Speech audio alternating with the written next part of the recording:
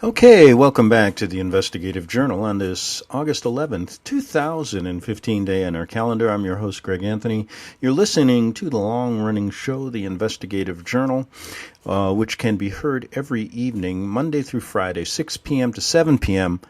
on FirstAmendmentRadio.com. Now, many of you go to my website at ArcticBeacon.com. It hasn't been updated for the last month. I apologize, but I've been busy working on Geocentricity, which is a boat that I'm planning to take into the Pacific to prove there is an ice wall. As you know, the last 15 shows, I ran part 1 through 15 regarding In Search of the Great Ice Wall, and I have finished with the initial segments of that show, talking about whether NASA has basically lied to you about the shape and form of the land that you live on, and whether the ancients had a pretty good argument as regarding the flat Earth.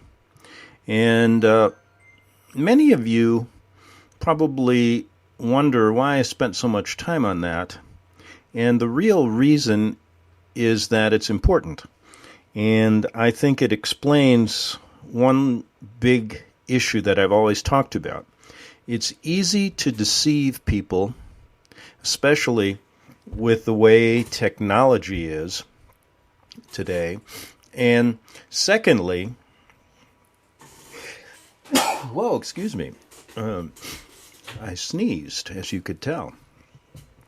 But it's a live radio show, so anything goes. And secondly, it's harder to show people they've been deceived.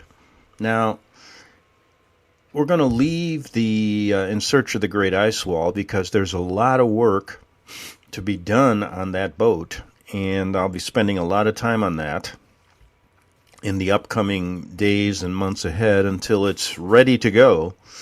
And people ask, well, is the hull strong enough to withstand the ice that you're going to encounter when you get out that far? And I said yes, it will be.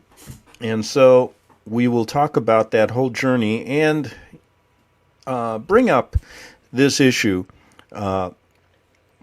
regarding whether the Earth is a circle with an ice wall or whether it is a globe. And you can research it. It's a great study. And it's also a great study of psychological effects regarding how you can cope with the amount of deception that you're living with. And technology doesn't make it easy because technology now is being used against you. Okay, it's not your friend. So let's move on and talk about a few other things. And one of the things I mentioned is there was a poll done recently. Yes, a poll. You know what a poll is. It's not the one that goes straight up and down and holds a flag. A poll was taken recently by a credible polling company, and they found that out of the 300 and some million people in America, last year only 7 people read a book from start to finish without stopping. Yes, 7. Isn't that incredible? And they delved even further into that and found 6 out of the 7 read a book called How to Read a Book. And that taught them how to read, which meant they had to move their eyes from right to left or left to right. Do you know which way? Left to right. And it taught them how to turn a page and how to take their finger when the page didn't turn, lick it, and move it. Yes. And it taught them how to put a bookmark in. It taught them how to underline or use a magic marker because nobody does that anymore. Everybody is on the computer. Right. Well, so they even went farther in this poll. Yeah, they went a lot farther, and they found that the 7th person, the book that the 7th person read, was Michelle Obama Really Born a Man? Wow. And that's an interesting book. I recommend you get that.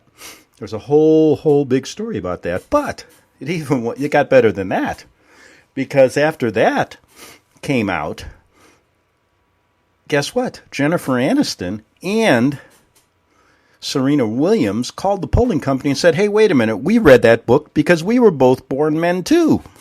So there you have it. We found out how many books were read last year. And guess what? When Barnes & Noble and all these big publishing houses who are losing money hand over fist over books and have come out to say, listen, next year we're not even going to publish any. We're going to, in fact, we may just get all the books taken off the shelves. Nobody reads them anyway. Now guess what? They're teaming up with ISIS. Yes. And you will probably wonder why Barnes & Noble and all the big publishing houses and Rupert Murdoch and all these people are teaming up with ISIS. Well, they're teaming up with ISIS so they can destroy all the computers. Oh, yeah, they want to destroy Microsoft. They figure if we can destroy the computer system, if we can get the internet erased, ISIS and Barnes & Noble working together, then we'll get books back on the market. And then we can really, at that point, all the other books will be destroyed, so we can start all over again and build a new world order. Well, who knows what's going to happen, but I recommend you get those two books, How to Read a Book, and Was Michelle Obama Really Born a Man? And I guess Jennifer Aniston and Serena Williams are called in and said they'd read the book too because they were born men too. Well, anyway, you check that out. That'll give you something really fun to do while you're going over some of the more tragic stories in the news. Let me go over a few things here, because I had a couple things planned, but I wanted to touch on, this one. EPA owns up to the, did you hear about that story? The gold mine in Silverton, Colorado, that a week ago started to spew out toxic, it looked like hot mustard. And it's rife with poisonous metals, and it's been flowing through the Colorado, Utah, and New Mexico. This is a huge problem. And I was listening to the television today while I was brushing my teeth, and I turned on the Weather Channel just to figure out what's the hottest spot in America. It's 115 in Boise today or something. Interesting. But they were talking that this could destroy the water supply. It's moving now through New Mexico all the way into California, Los Angeles, San Diego. If it gets into the Lake Powell and all the other sources that feed water to people downstream. This is interesting, and go check that out. I got something here. I guess we could listen to this. See what this woman says about it. We could, I guess, but here's what they said on Wednesday. That's yesterday. The EPA admitted that more than 3 million gallons of errant goo that's full of all this great stuff like arsenic, copper, lead, things that you really need in your system to really function well so that you can get cancer and then go to the hospital and the doctors, and they can either cut all your parts out of you or feed you with more radiation. And I want to talk about that in a second too. But 3 million gallons now. Go to read this. This is huge. I was even thinking I may just decide to go up above that spill. I guess Montana wouldn't be covered by that. But man, I'm watching people in these kayaks. Look, they're in looks like they're kayaking in mustard. And that's on the Animas River. And it was a dormant gold mine. And somehow, all this water was being plugged up. They knew it was toxic. And the official report we get is, somebody made a mistake and opened it up. Now, do you believe that? I believe that they opened it up on purpose. And now they're going to try to fix it. And it's going to get worse and worse and worse. So now they're going to try to pollute all the water, which will really, really then add to the drought that they've caused in California. It's not going to matter how much rain we're going to get here. They'll just, as other stories are showing us, they're they're taking all of the fresh water and taking it out to the ocean. Now, tell me this isn't a manufactured drought so they can control how much water. And this Christmas, here's what your little kids are going to ask for. Hi, Mommy. All I want for Christmas is a glass of water or a nice 2-minute shower. Yeah, that's what it's getting down to. They got this water police now when you see the cars going around. Incredible. But anyway, that's what you signed up for when we decided to call ourselves a democracy, a free country, and really live in this fantasy world that has been created for us without really getting down to the truth. Now, here's so far the EPA. Now listen to this. Has said very little about the cause of the spill, and it's declined many interviews. Officials acknowledged that the spill was triggered while an EPA-supervised crew was working near Silverton, Colorado, in the southwest part of the state. Now, could it be they opened it up on purpose? What? They're basically calling this a disaster area already. And there's more of these toxic wells they're going to plan to open up, I have a feeling. As they're claiming now, they're all over the place. And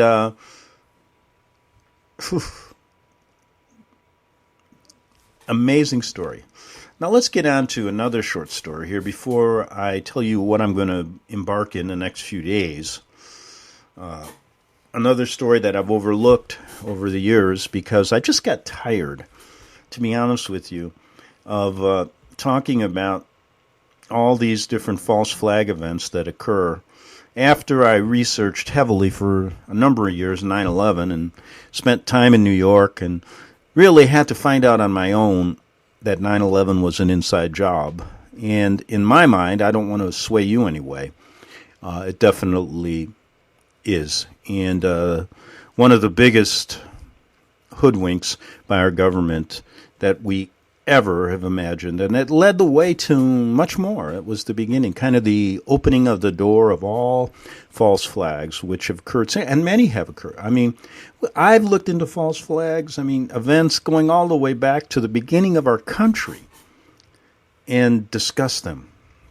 And in fact, those I found more interesting, talking about how we've been deceived about our founding fathers, how they were in the pocket of the Vatican all along. And I might add the real reason for this show, if you go back 8 to 10 years, has always been to show you the Vatican's ill intentions of mankind. And really, they're not.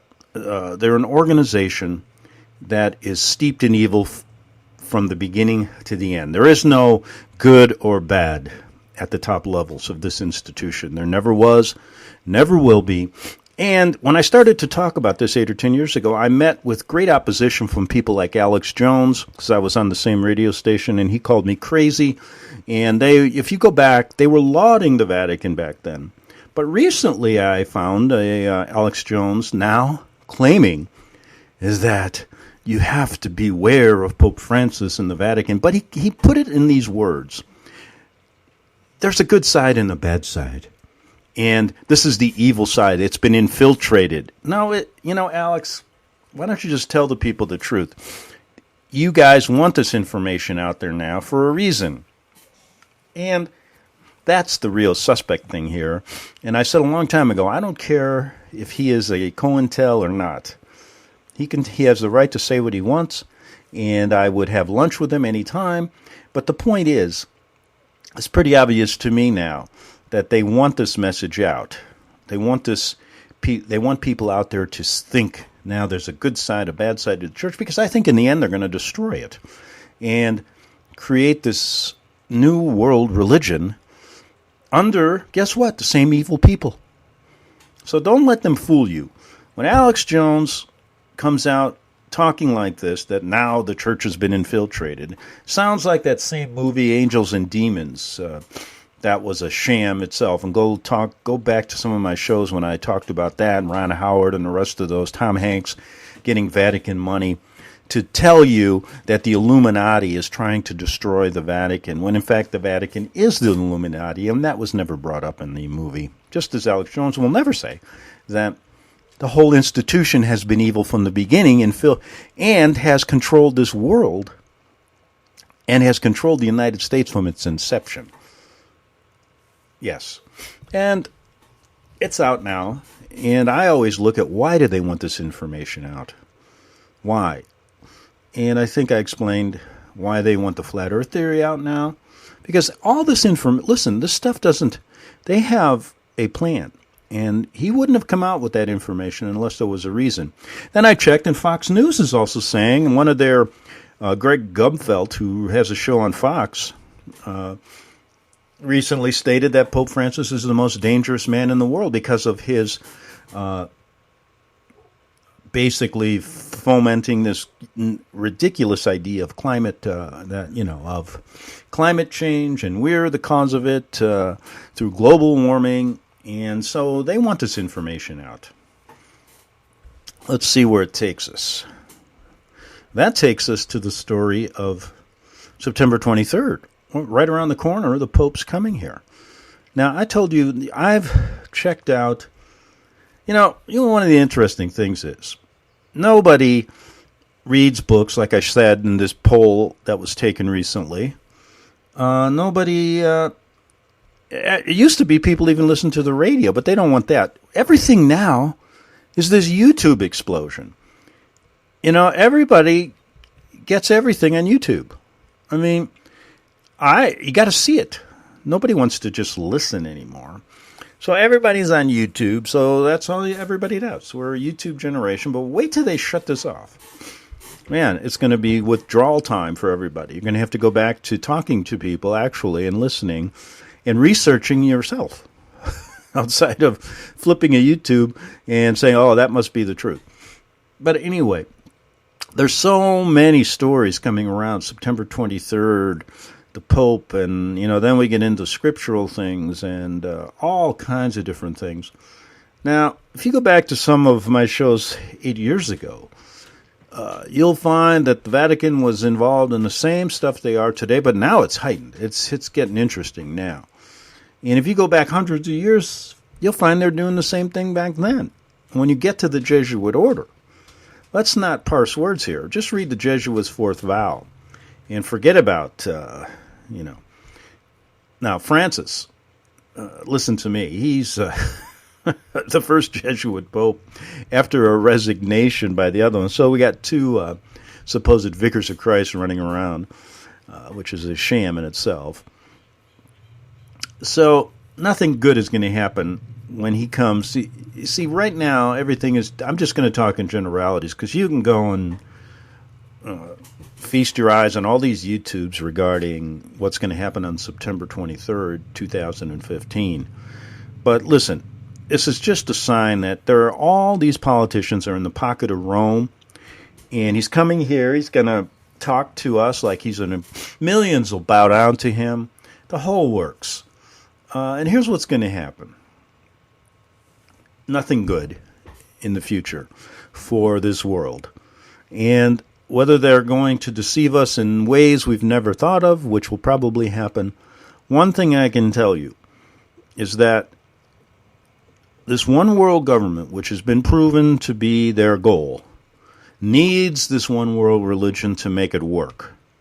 And that's why they're working together. Now, if you want to believe any of this garbage, I don't care whether you're a Bible believer, an atheist, a Muslim, whatever, we're all in this boat together. And the best way to look at it is Rome. Look, he is now, listen to the double talk, he's now in South America giving these speeches all over the place. And he's saying that capitalism is the problem. We are the evil ones. Then he's going to come here. What's he coming here for? If he hates capitalism and us so much, why is he coming here? Because they're playing a game with us. And get it into your head. That's all it is. But it's a game that's going to cost us our lives and our country and our freedom. And that's basically the bottom line. That's what this game is going to cost us. Now, what are we going to do about it? Well, that's up to you. Now, Secondly, what did I? Yeah, there's something here that's interesting. Someone sent me this regarding Pope Francis, and I think I can play this. I got about 4 minutes. Now, this is a little longer. I don't think I'll do that. Let me just play 4 minutes of it. And it talks about something that occurred in a mass. He's over now. Pope Francis is in South America. And this is from Israeli News Live. Stephen Ben-Nun. Let's listen to what he has to say. Erev Tov, I'm Stephen Ben-Nun, and you are watching Israeli News Live. It's good for you to be here with us. This is a prophetic segment, a little interesting point here I want to make. So maybe not, I'm not prophesying here. I just like to call it a prophetic segment when we're looking at Bible prophecies and in light of the news that has actually taken place. And interesting article, Sister Tatum posted this on our Facebook page. It was an article from Al Jazeera. And Al Jazeera was reporting in their headlines here, pilgrims bitten by snakes at Paraguay at a papal mass. This was one of the last masses that Pope Francis was doing in South America. It said at least 14 people bitten during mass conducted by Pope Francis who has wrapped up his Southern American tour. Now, I'd like to read you a little bit about the article, and then I want to share with you something I saw interesting in the scripture that although perhaps it's not specifically applying to this, it could very well be in a compound meaning applying to the events here. At least maybe something that would point to the time frame we're living in today. So I do want to take and share that with you. The article says here at least 14 people have been bitten by snakes and had to be attended by medics during a mass conducted by Pope Francis in Paraguayan city of Asuncion, Al Jazeera has learned. The snake bites occurred despite authorities fumigating the muddy grounds of an Air Force base to protect more than 1 million pilgrims who attended Sunday Mass. 1 million people, my gosh. This man has got popularity like no one else I have ever seen. Al Jazeera, Lucia Newman, reporting from the venue, said while no one died, the incidents highlighted the difficulties many of the pilgrims had to go through to attend the service. They came from all over Paraguay and tens of thousands from neighboring Argentina, the Pope's home country too, she said. There were also a risk of getting dengue and other mosquito-borne diseases, which are especially common during the rainy season. Our correspondent said many people had spent the previous night at the venue to try to secure a good position to see Francis, who is from Argentina and the first Latin American to head the Roman Catholic Church. Might add, the first Jesuit as well to head the Roman Catholic Church. The Pope's personal appeal, especially here in his home continent, is undeniable, our correspondent said. Isn't it interesting how Al Jazeera is covering this particular broadcast and how Al Jazeera publishes this? I mean, one cannot... You can only fathom the relationship that Rome has with the Sunni nations. Yes, you can fathom it. And why don't we go one step farther? We got a few seconds here before we take a break. Why don't we research how Rome in the 700 created the Quran in the Muslim world? That would be an interesting research topic. And when you find out that there's reason to believe that occurred, you wonder why I talk about how the Hegelian dialectic and how they're putting everyone against one another and how Rome is always mixing that evil pot. Back in 3 minutes on the Investigative Journal. Visit crosstheborder.org, CROSS, crosstheborder.org, to get your print, EPUB, or PDF version of the book, The Rapture Will Be Canceled. That's crosstheborder.org. I know you all want answers, and believe me, so do I, and I'll do my best to get them.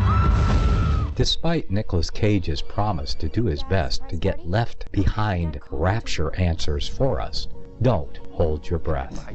Not everyone believes Left Behind is true prophecy. Some may even regard as conspiratorial the mainstream re-release of the Left Behind movie with actor Nicolas Cage portraying the main character, as an attempt to further reinforce in the minds of all this perception of false prophecy, in order to condition the masses for the play about to begin. If you want true Bible prophecy answers, get the book, The Rapture Will Be Canceled.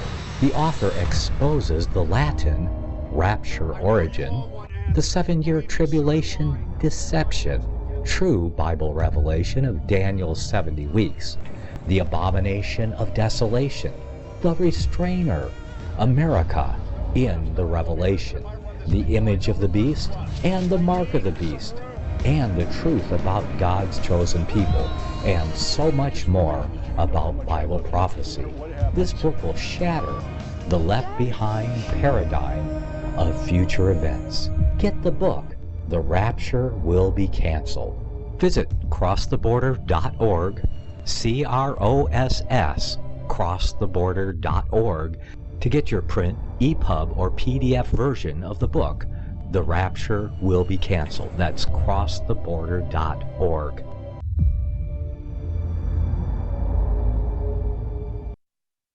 Okay, we're back on the Investigative Journal, and I'm going to leave you to ponder what's going to occur during the next few years after the Pope and our government kind of lock hands together and both pray to get rid of most of us. So anyway, I want to play for you a 2-minute clip here regarding a man who put together 100% proof that Pope Francis is the Antichrist. And he mentions, as we've talked about in this show, that all the popes have been, and the Antichrist has been around for a long, long time. And let's just listen to this 2 minutes. Then we're going to move on to discussing false flag events and how they occur, using Sandy Hook as an example. One highly significant characteristic of the newly elected Pope Francis is that he is Italian, although he was born in Argentina and spent much of his Catholic service in Argentina. The fact that he is Italian is an identical match with end-time prophecies today. This is because Daniel chapter 9, verse 26 foretells that the final Antichrist, being one and the same as Revelation's false prophet, meaning the Pope, will be, quote, of the same people, end quote, who destroyed Jerusalem's temple in 70 A.D. And since history proves the Italians of the Roman Empire were the people who carried this out, then this suddenly places newly elected Pope Francis into Daniel 9:26's exact bullseye profile of the final Antichrist, by specifically being headquartered in Rome and being of Italian descent himself. This is clearly no coincidence that as all end-time prophecies are in place today and at an apex, then suddenly Benedict XVI resigned, with his replacement meeting the Bible's precise criteria of Antichrist, being of Italian descent.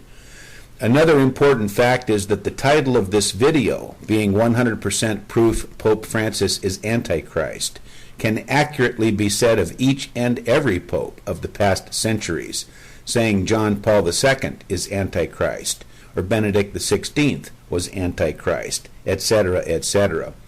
But as I've stressed many times in books and at heisnear.com and in other videos, the ultimate factor which proves which pope is the final Antichrist is the pope who actually signs the foretold 7-year agreement of Daniel 9:27 with the end-time Jews of Israel.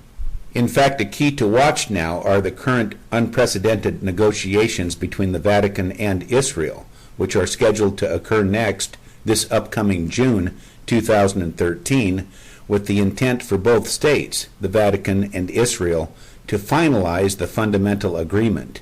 This is all shown exclusively at heisnear.com, with all key major prophecies, including the Pope being Antichrist, proven to be at an apex today and ready for fulfillment. Okay, not too shabby, huh? And maybe this meeting between when Pope Francis, Mr. Pope here, comes to visit us in September is kind of the beginning of whatever they have planned for us, which I will tell you is no good. But one thing I've spent many years is looking at false flag events, and 9/11 was a great example. And for me, I spent years researching it, and one of my disappointments is that nothing ever happens, even though there's so much proof. I mean, you could take this into a court of law if we had a justice system that was just. And I would be confident. Now, I spent 4 years in law school, and I'd be confident in winning that case. And there's many, many others. Oklahoma City, we can just go on and on. The Lincoln assassination, the Kennedy, nothing ever gets done with these. So I kind of stopped doing them and looked at these truth movements kind of from afar and said to myself, I know they're infiltrated too, so the chances of getting to the truth in this are very slim, to none. But I must add that people go on, and I really highly applaud these people. Many investigate. It's so interesting to watch the journalistic profession now. And Sandy Hook is a great example of this because it's another false flag event. And recently I decided after my boat is now on dry dock, so I have a little bit of time before I start concentrating on showing to you that the Earth is not a globe, to look at, I wanted somebody sent me said, Greg, please look into Sandy Hook. And I started thinking of Columbine and all these things. And I said, I know it didn't happen the way they said, but nothing will ever happen.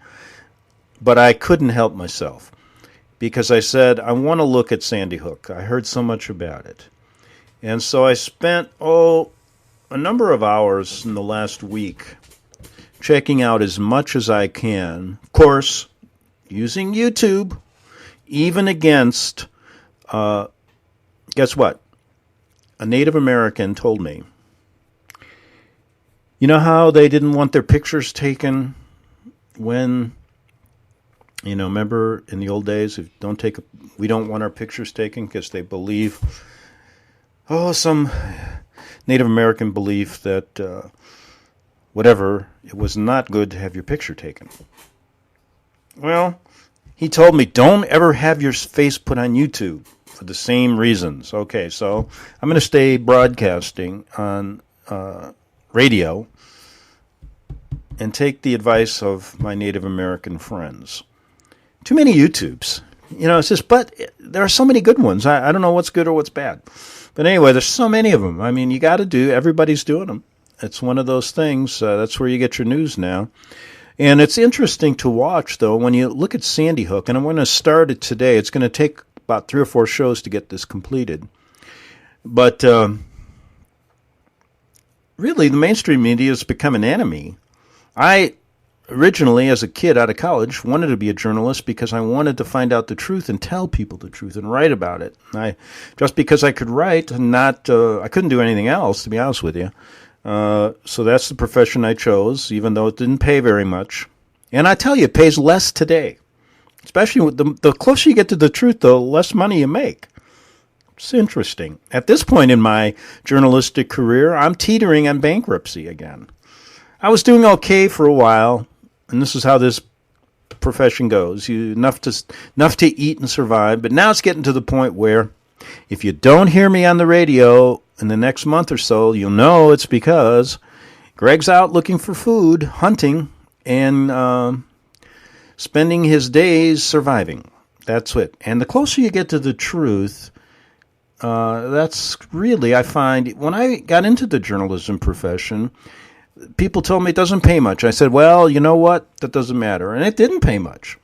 A journalist, even today probably, even the rich guys like Anderson Cooper and those guys that really spread falsehoods, the guys at the top, they make millions.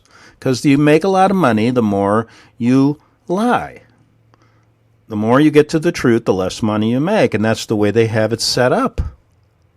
In fact, if you really want to be a millionaire, become Pope or go into be a high-level cardinal. I mean, these guys are sitting on trillions of dollars, but yet Pope Francis is going to come here and tell us that he wants a distribution of wealth.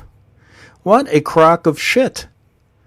I mean, he's the wealthiest. His institution is the wealthiest in the world. Give it up. You know, I tell you, if you people are going to believe this, you know, I may, after September 23rd, just quit this whole thing because I don't know how much more I can take of it. I mean, I can be quite happy just sailing on my boat looking for the ice wall and taking my retirement vacation in the manner I choose. Just as I started out as a kid wanting to get to the truth, maybe that's the way it'll end. But in the meantime, it's been a hellacious ride. I mean, finding out all this stuff. And having to put up with, you know, obvious craziness. I mean, isn't it ridiculous? I mean, how many of you, I could go on and on. But anyway, what I want to do is show you that I did spend more time on Sandy Hook than I planned. And I'll tell you what, the guys that did these investigations did a great job. And I found the two best. One is by Sophia Smallstorm. Okay? Now, Sophia, I'm going to play her investigation, which is an hour and 32 minutes. And then I'm going to play a 2 hour and 46 minute Sandy Hook documentary recently done this year. I think Sophia did hers 10 months ago. This one, We Need to Talk About Sandy Hook, which brings in all of the top investigators. And I'll tell you what, it really shows that these guys do a better job than Rupert Murdoch and the millions of dollars, the Vatican News, and all that garbage that lies to you. And unfortunately, they don't make much money either. And we got to figure out a way. I once thought, why not head up an organization of all these people and conglomerate it and make it into a huge network? You know, imagine the listenership, but where were we going to get the money from? All the guys don't want to tell lies have it. That's the real problem here. And Francis now is going to come here and tell us he wants to take whatever little things we have left away from us and give it to the rich and put it in his own pocket. I'll tell you, we should not even let that man into this country. If we understood what was really going on, first of all, we wouldn't have the government we have to begin with, so they wouldn't let him in. But at this point, we have no choice. But anyway, so I found Sophia Smallstorm, Unraveling Sandy Hook. Now, what you're going to find in this, the reason I like it so much, she brings up such great information on how Sandy Hook was a false flag event, never occurred, probably no one killed. The idea that there were children killed like this, I would categorically say I don't believe there was one child killed in that incident. However, they were killed because people believe it. But the investigation is a sham. Reminded me of 9/11. And what's going to happen, though, nothing's ever going to happen to this. In the future, we'll look 20 years down the road and same thing. But I have to applaud these people. And Sophia Smallstorm, the reason I like this one and the reason I want to start with it, and we do have only about 12 minutes, and we'll get into it and then pick it up tomorrow, so come back to the show tomorrow, is because she really does a good psychological analysis of false flag events and how they're able to get away with this stuff. And I think you'll find it enlightening no matter what truth movement you're in, whether you're in the health movement, trying, and I really understand the story of these holistic doctors getting killed. There's a number of them coming across my desk, not literally killed on my desk, but a number of stories sent to me. And they all relate to, most of them, finding natural cures for cancer and using natural enzymes and things called GCMAF and natural things that can actually cure. And they're explaining how the rise of cancer in modern man is caused by certain elements that are put into us on purpose. And it's a show I'll do after Sandy Hook. But let's do this because this is really going to resonate with you. And just think about it in the truth movement that you're into, whether it's Flat Earth, whether it's 9/11, whether it's the holistic, whether it's HIV, whether you're looking for truth in so many different areas. Apply it to yours, but it all It all comes down to this kind of psychological control, and they always have a motive that goes far beyond just the event. And here is Sophia Smallstorm, her video called Unraveling Sandy Hook.